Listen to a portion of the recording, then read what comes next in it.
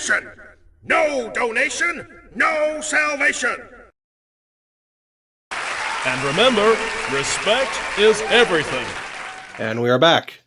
We've got a bit of a mixed haul. We got some Transformers, we got some die-cast cars, and a few little other things, because I didn't really have enough for one specific haul, so I'm just kind of throwing these all together so I can finally look at them. Well, you know the drill. Let's get started. Nissan 350Z. Now, I actually like the 350Z more than the 370Z because I think the lights on it look better. One thing I never liked about the 370Z is how, like, the taillights and headlights have those really stupid looking pointy ends on them. And one thing I really loved about the original 350 was just, you know, they were very straight. You see, like, it made sense. It worked, you know? I don't know. It looks better to me. Except for that nasty paint chip on the taillight. But you know what? I can let that go. I kind of wish they had painted the headlights, but oh well, it's a $1 car. I don't care.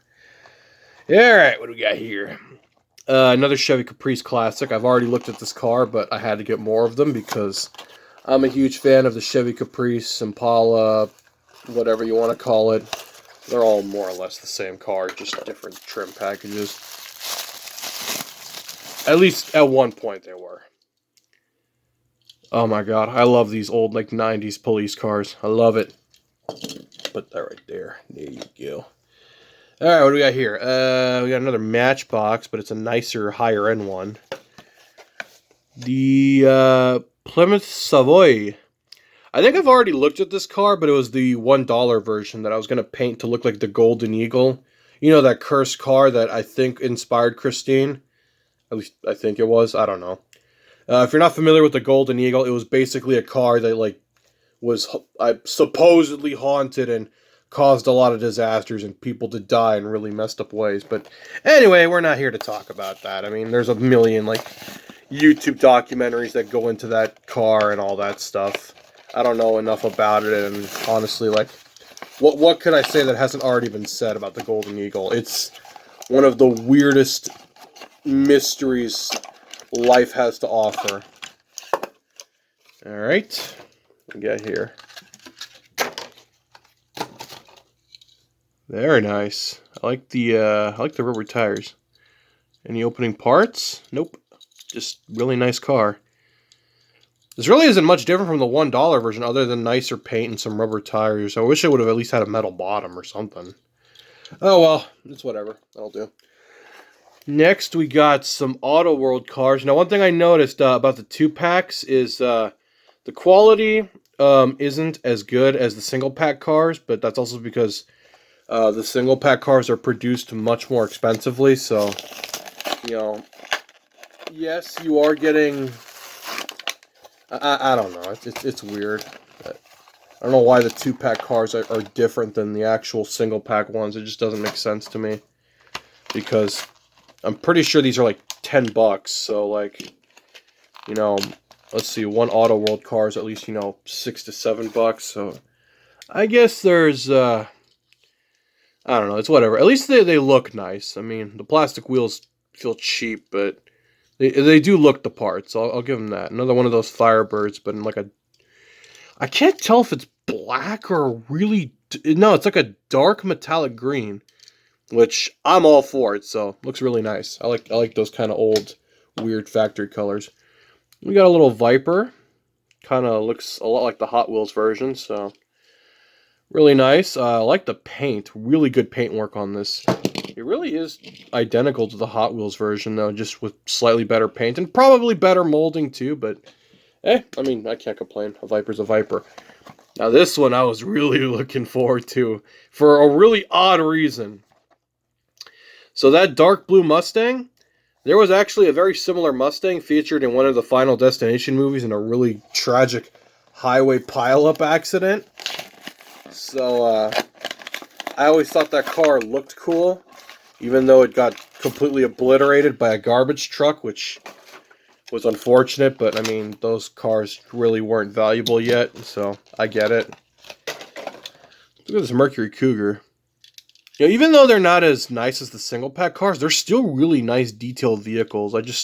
I get it, they're more expensive to produce in the single pack, so I guess this is a decent alternative. At least they look nice, which, you know what? I have nothing against plastic wheels and plastic bases as long as they look really good if I'm paying that kind of money for them. Look at this Mustang. I love these old Fox bodies, but I don't know why. Just for some reason, this one always stuck with me, even though it does remind me of a really horrific scene in a movie where a lot of people died. But, oh well, that's life.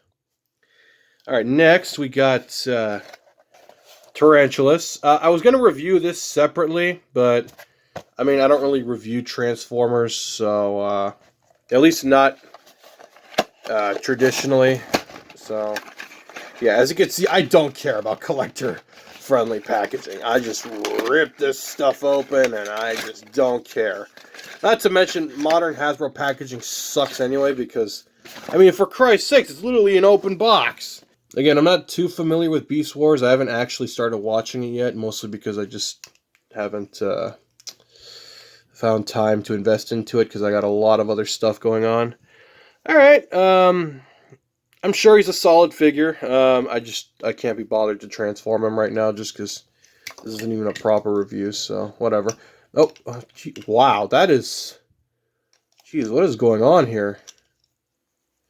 I knew their QC wasn't as good as it used to be, but come on, man. Oh, what the hell is that? Hold on. What are these? Oh, anything else in there? No, it doesn't seem like it. Gosh, so much... You see, this is why I hate modern Transformer packaging. It just produces so much trash on my table, and it's really aggravating because I gotta sweep all this stuff out later. Just a black version of that crossbow weapon that What's-Her-Face came with, I think. It might be a new weapon. Alright, well, at least it's black, so you could just make it blend in with any figure, which is nice. I don't know what color it's supposed to be, so... mileage will vary on that one. And a nice little buzzsaw, which is also fairly realistic looking. So I could actually use these with any other character. So that's nice.